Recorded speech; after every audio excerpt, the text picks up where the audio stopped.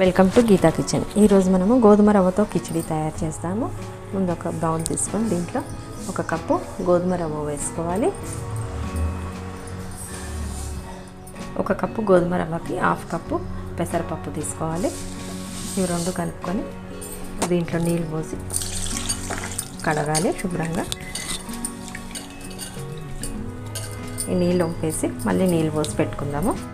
పెసరపప్పు కడిగిన తర్వాత ఇప్పుడు దీంట్లో నీళ్ళు పోసి ఒక 15 నిమిషాల పాటు నానబెట్టి పక్కన పెడదాము. 15 నిమిషాల పాటు నాననివ్వాలి రవ్వను, పెసరపప్పుని.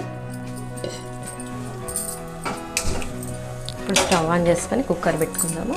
కుక్కర్ వేడైంది. ఇప్పుడు దీంట్లో 1 స్పూన్ ఆయిల్, 1 స్పూన్ నెయ్యి వేసుకుందాము. నెయ్యి వేస్తే కిచిడి చాలా టేస్టీగా వస్తుంది. నెయ్యి వేడైన తర్వాత దీంట్లో 1 స్పూన్ జీలకర్ర వేసుకోవాలి. జీలకర్ర వేగిన తర్వాత ఒక ఉల్లిపాయ చిన్న ముక్కలుగా కట్ చేసుకొని వేసుకోవాలి. తర్వాత 3 పచ్చిమిరపకాయలు ఇలా పొడవుగా కట్ చేసి వేసుకోవాలి. ఇప్పుడు 1 ఇంచ్ అల్లం ముక్క చిన్న ముక్కలుగా కట్ చేసుకొని ఇలా వేసుకోవాలి. తర్వాత మనకు నచ్చిన వెజిటేబుల్స్ ఏముంటే అవి బీన్స్, ఆలు, క్యారెట్ చిన్న చిన్న ముక్కలుగా కట్ చేసుకొని వేసుకొని వేయించుకోవాలి. తర్వాత 2 రెమ్మల కరివేపాకు వేసుకోవాలి. ఒక టమాటా చిన్న ముక్కలుగా కట్ చేసుకొని ఇందులో వేసుకోవాలి. 2 నిమిషాల తర్వాత కొద్దిగా 1/2 స్పూన్ పసుపు వేసుకుందాము. 15 నిమిషాల పాటు నానబెట్టిన పెసరపప్పు, గోధుమ రవ్వ చక్కగా నానింది. ఇందులో వేసేసుకుందాము.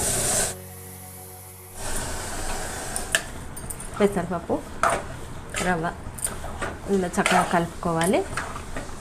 ఇప్పుడు దీంట్లో వాటర్ వేసుకుందాము. 3 కప్పుల నీళ్ళు పోసుకోవాలి.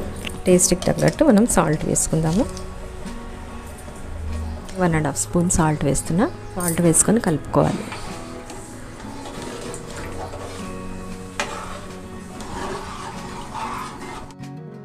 కుక్కర్ మూత పెట్టుకొని 2 విజిల్స్ వచ్చే వరకు ఉడికించుకోవాలి.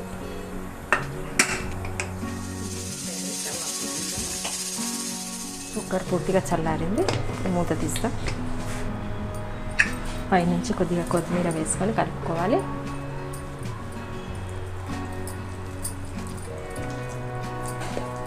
గోధుమ రవ్వ కిచిడి రెడీ అయింది చేయడం. ఒక ప్లేట్లో తీసుకుందాం.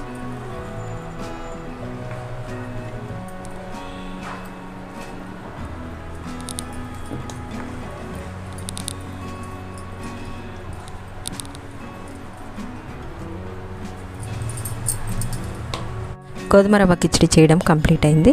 ఈ వీడియో మీకు నచ్చినట్టయితే లైక్ చేయండి, షేర్ చేయండి, కామెంట్ చేయండి.